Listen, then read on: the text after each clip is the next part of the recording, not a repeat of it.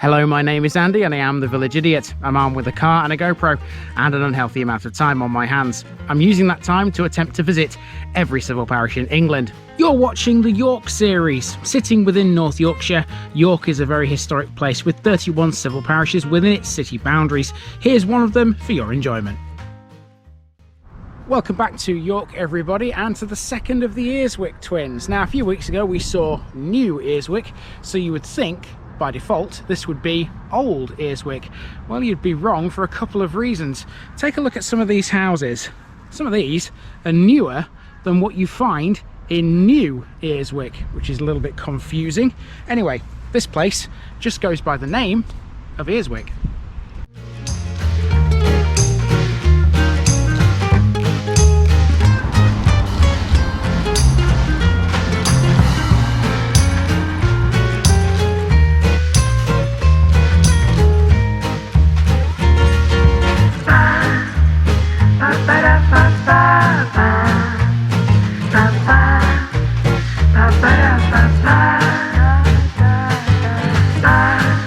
Here's my disclaimer for people who may be watching me for the first time. I say things as I would in my native accent and dialect. As a result, I may not pronounce things in the same way as the locals do. Remember, I'm a visitor. It's impossible to know everything. Leave me a comment, spin me a like and bash that subscribe button. Let's get to today's parish video. Welcome to the original Earswick, although technically this should be new Earswick these days because most of it is newer than its near neighbour. However, its origins go back much further. Earswick can trace those origins all the way back to the Domesday Book, where it's mentioned as Edresuuic, and it was part of the manor of Strensall. It's a small village located 1 mile south of Strensall and 4 miles north of York city centre, flanked by the A1237 York Outer Ring Road. It was originally a collection of farm buildings, but in the 19th century the village would begin to evolve. That was thanks to the local river, which provided a landing for coal transport. However, it still remained generally a ribbon of properties leading down to that landing. Bigger changes only began to appear in the 1970s when the area's reliance on agriculture started to decline, and at the same time new properties were needed for an ever-increasing amount of commuters to York. The result was housing, and lots of it, but it wasn't until the 1990s that the majority of the modern Earswick was built.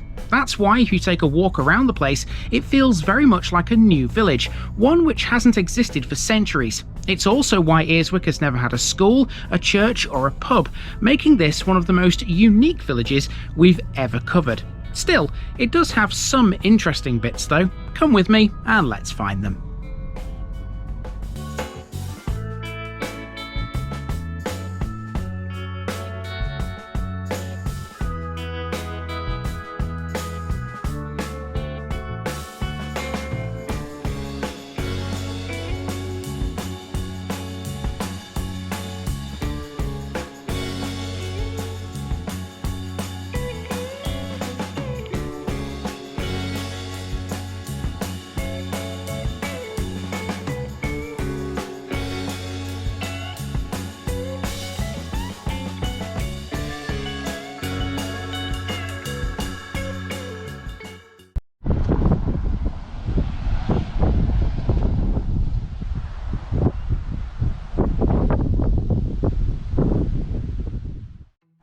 Our start point in Earswick is halfway along Strensall Road at Minster Vets. Strensall Road is a long straight affair which leads to the much larger village of Strensall 1 mile to the north.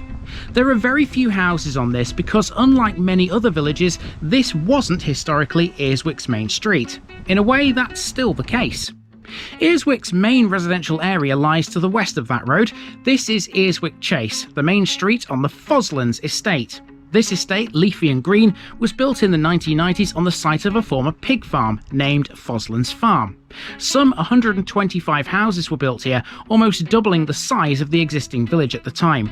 Some areas were left green, like this one for example, which Earswick Chase runs around. This is defined as the village green, complete with a small maypole. The building of this estate was arguably the biggest event in Earswick's history, as it transformed the village into a modern commuter settlement. Alright, so pretty residential so far, and to be fair, that's the same story for most of this one, although it does have a few interesting bits, including something which Smells rather nice. I'll be taking you down towards that in a few moments time. What we're doing at the moment though is we're heading down this path you can see in front of me here. If you walk down there and sort of bear to your left, you go through a wooded area and you end up alongside a very familiar river.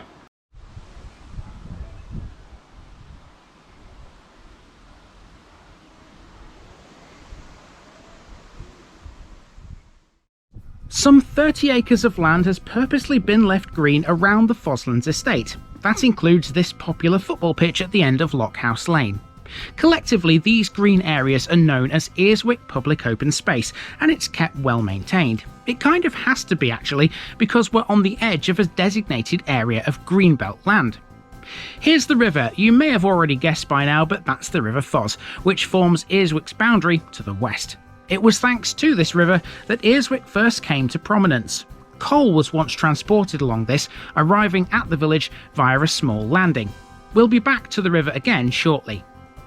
Next, it's what the locals know simply as the pond. It's a haven for ducks, moorhens and dragonflies, and it's located behind Earswick Village Hall. The village hall was built together with the Foslands estate in the 1990s. Previously, Earswick had never had a dedicated community space. Not all new builds are bad. Okay, so here we've got a parish notice board, so one of these is going on it. And that is, if it'll stick on, I might have to go up the top. There we go, that's better. Earswick is done. So, only a handful left in York now. Now this village hall has a very interesting and unique feature. Did that fall off again? It did, didn't it? I'm not having the best of luck with this. I'll put it on in a minute after I finish talking.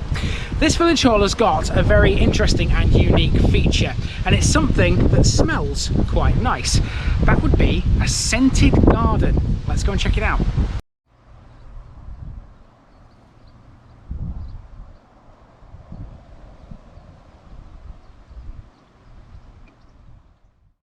When the village hall was built, so too were some tennis courts, a playground and a bowling green. Whilst the tennis courts and the playground are still very much in use, the bowling green didn't fare so well, it seems. When it became redundant, local residents had the idea to turn it into something new.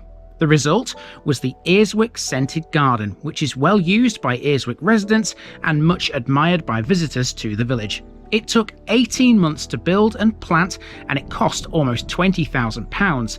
It was eventually opened in 2009.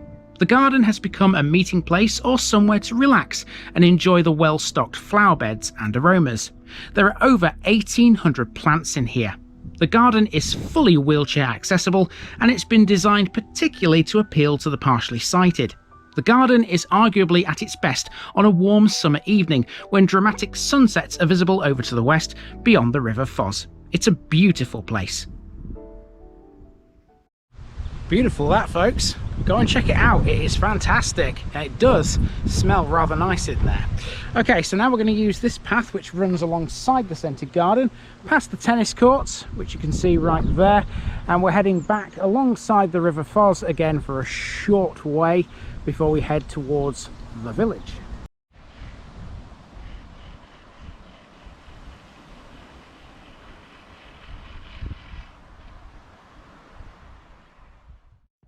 So this is the village, Earswick's oldest part, which once led to the coal landing on the River Fos. Despite being a main street, there was no school, pub or church on it, and that's still the case today. Next for us is a right turn along Stabler's Walk, because we're heading for a path at the end of it. It takes us into a wood. In November 2011, Earswick's residents planted 700 trees and 500 daffodil bulbs on the land between Shilton Garth Close and the Ring Road. This was in recognition of the Queen's Diamond Jubilee, and as such, this is known as the Diamond Jubilee Wood. The trees consist of a mixture of silver birch, maple, alder, cherry and rowan. Access to the wood can be gained either by using the pathway from Stabler's Walk or via a stile from Strensall Road, which we're now back at. And if you look to your right, you'll see the roundabout where Strensall Road meets the A1237. Huntington Fire Station is away to the left. So I think if you were to compare the two Earswicks, you would definitely say that new Earswick is the one that's got more bang for your buck, if you like. Definitely got more amenities and things to see. But that's taking nothing away from this, because Earswick does have its own little piece of interestingness, I suppose, with the scented garden. From here, it's just a simple walk back to where we began at the vets. And yeah, all that's left really is today's rest-off section.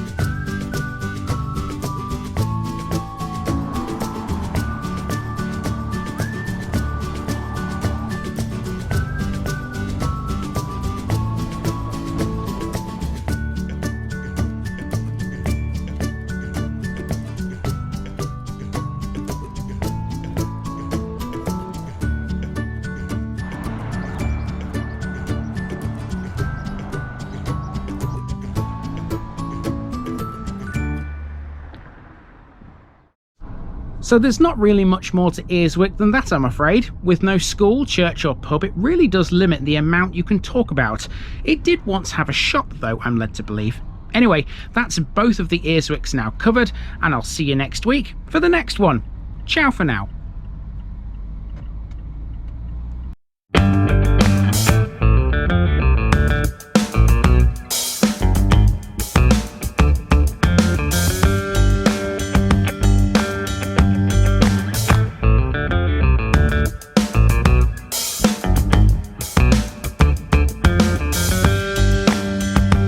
Thanks for watching this video, folks. Don't forget to like this episode if you haven't already. It really makes a difference with YouTube. If you're new here, subscribe to the channel for more videos like this, and give us a share too if you've got friends who'd like it. You can find all the links to my social media accounts below, as well as my Buy Me a Coffee page where you can donate to the channel. Also, if you've enjoyed this episode, have a look at some more videos in this series. Until next time, I've been Andy, also known as the Village Idiot, and I'm out.